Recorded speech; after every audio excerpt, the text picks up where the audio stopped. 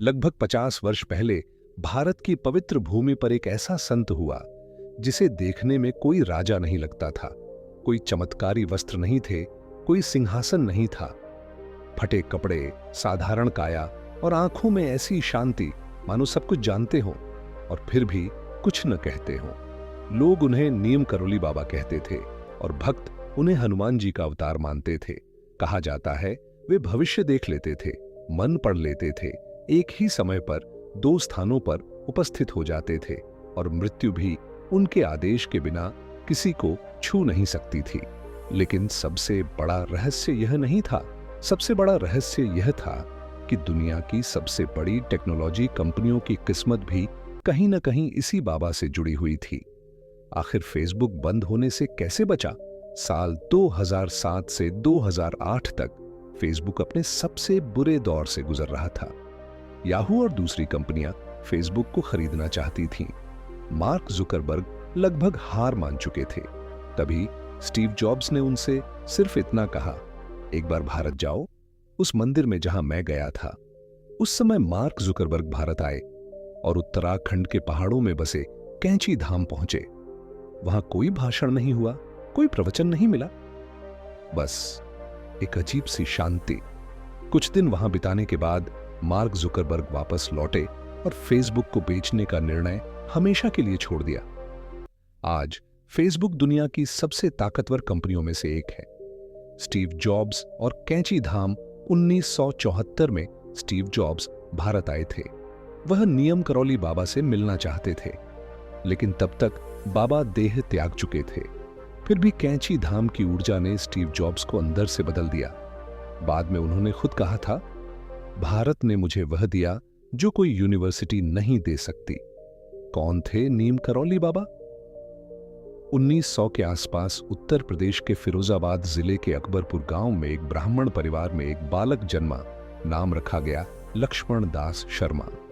11 वर्ष की उम्र में विवाह, लेकिन मन संसार में नहीं लगा। मन केवल हनुमान भक्ति में डूबा रहता था। घर छोड़ दिया, साधु संतों के साथ भटकने लगे। 17 वर्ष की उम्र में गहन आध्यात्मिक अनुभव। पिता के आग्रह पर गृहस्थ जीवन में लौटे, परंतु आत्मा कहीं और थी। 1958 में उन्होंने सब कुछ छोड़ दिया, परिवार, घर, पहचान, और यहीं से लक्ष्मण दास का जीवन नीम करोली बाबा की ओर बढ़ने लगा। वह घटना जिसने उन्हें नीम करोली बाबा बना दिया। एक दिन वे बिना टिकट ट्रेन में यात्रा कर रहे थे। टीटी ने जबरन उतार दिया। इसके बाद पूरी ट्रेन रुक गई। इंजन ठीक था, पटरी ठीक थी, सब कुछ ठीक था, पर ट्रेन नहीं चली। किसी ने कहा, जिस बाबा को उतारा गया है उन्हें वापस बैठाइए। बाबा ने 2 शर्तें रखीं, साधुओं का अपमान नहीं होगा और यहां एक स्टेशन बनेगा। बाबा बैठे, ट्रेन चल पड़ी। वह स्थान था नीम करोली गांव। उसी दिन से लक्ष्मण दास कहलाए नीम करोली बाबा। क्या वे त्रिकालदर्शी थे? 1971 बांग्लादेश की आजादी की लड़ाई। दिल्ली के बिरला मंदिर में बाबा ठहरे थे। एक व्यक्ति आया, कुछ पूछना चाहता था पर बोल नहीं पाया।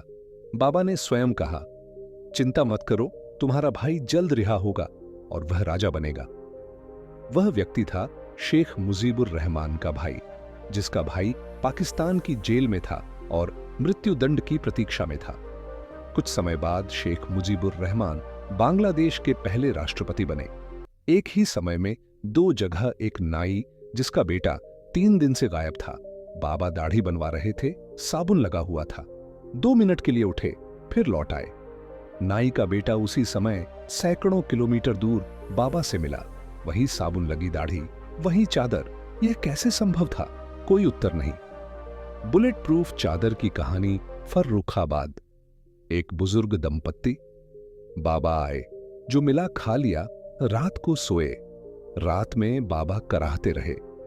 सुबह एक भारी चादर छोड़कर गए। कहा, इसे गंगा में बहा देना। 1 महीने बाद उनका बेटा युद्ध से लौटा। उसके शरीर से गोलियां टकराकर गिर गई थीं। सेना ने बताया उसके पास एक अदृश्य सुरक्षा थी। उस समय बाबा की चादर गंगा में बह चुकी थी। क्या वे हनुमान जी का अवतार थे? बाबा स्वयं कहते थे, मेरे पैर मत छुओ, हनुमान जी के छुओ। पर उनकी छाया में लोगों ने पूंछ देखी, उन्होंने कभी स्वीकार नहीं किया। और शायद यही सबसे बड़ा सत्य था। कैंची धाम का रहस्य आज भी लाखों लोग आते हैं, कोई चमत्कार मांगने नहीं, बल्कि अपने भीतर की शांति खोजने। क्योंकि नियम करौली बाबा कोई साधारण संत नहीं थे, वे श्रद्धा और विज्ञान के बीच खड़ी वह रेखा थे जहां से तर्क टूट जाता है और अनुभव शुरू होता है। अब सवाल यह नहीं है कि बाबा सच में कौन थे, सवाल यह है क्या हम उन्हें समझने के लिए तैयार हैं। नियम करौली बाबा के जीवन की सबसे चौंकाने वाली बात यह नहीं थी कि वे चमत्कार करते थे। सबसे चौंकाने वाली बात यह थी कि वे कभी चमत्कार दिखाना नहीं चाहते थे।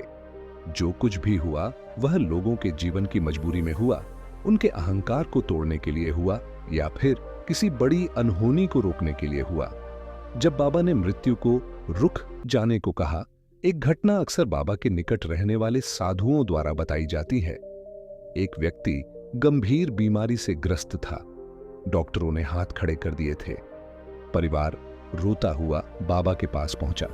बाबा ने न दवा दी, न मंत्र पढ़ा, न कोई तंत्र किया, बस इतना कहा, अभी नहीं। कहा जाता है उस व्यक्ति की नाड़ी जो रुक चुकी थी फिर से चल पड़ी।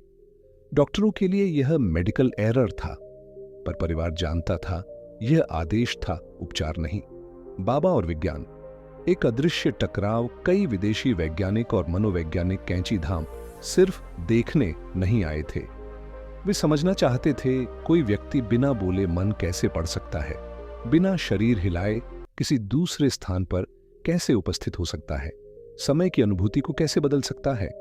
लेकिन बाबा कभी प्रयोग का विषय नहीं बने।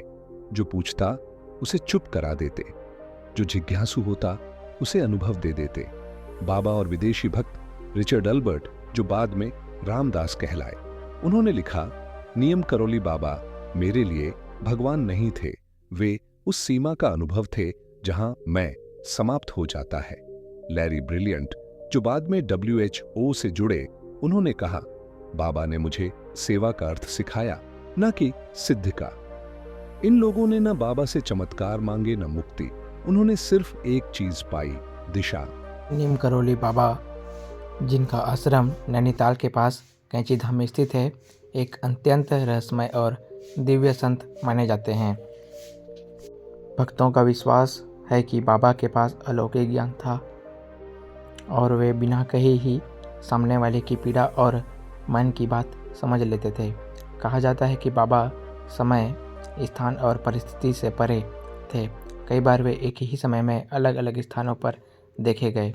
बाबा स्वयं कभी चमत्कारों का प्रदर्शन नहीं करते थे, लेकिन उनके संपर्क में आने से लोगों के जीवन में असाधारण परिवर्तन हो जाते थे।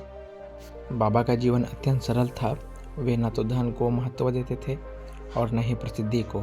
उनका एक ही संदेश था, प्रेम, सेवा और भक्ति। आज भी कैंची धाम में आने वाले भक्तों को मानना है कि बाबा की कृपा से मन को शांति और जीवन को दिशा मिलती है। करौली बाबा अनुशासन या कठोर साधना पर जोर नहीं देते थे। वे कहते थे कि सच्ची भक्ति दिल की पवित्रता से होती है, दिखावे से नहीं। बाबा कई बार भक्तों को डांटते भी थे, लेकिन उस डांट के पीछे करुणा और कल्याण छिपा होता था। कहा जाता है कि बाबा भविष्य की घटनाओं को पहले ही जान लेते थे और संकेतों में लोगों को सावधान कर देते थे। वे स्वयं को कभी गुरु नहीं मानते थे, बल्कि हनुमान जी का सेवक मानते थे। कभी भी कैंची धाम में ऐसा अनुभव किया जाता है कि वहाँ एक अदृश्य शक्ति कार्य कर रही है, जो टूटे मन को संबल और भटकने जीवन को राह दिखाती है।